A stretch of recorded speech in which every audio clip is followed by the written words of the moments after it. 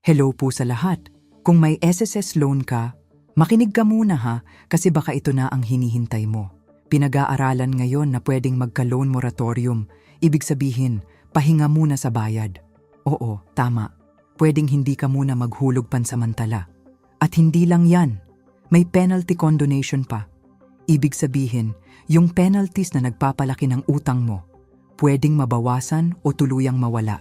Imagine mo yun, mas gumaan ang babayaran mo at may chance kang makabangon ulit. Lalo na sa mga kapwa ko seniors at sa mga pamilyang hirap na sa gastos ngayon.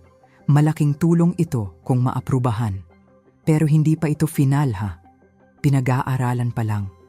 Kaya importante, updated tayo lagi. Kaya tanong ko sa'yo, kung mabibigyan ka ng ganitong pagkakataon, kukunin mo ba? Comment mo lang, sana, at ishare mo ito sa pamilya mo. Baka ito na ang sagot sa problema natin.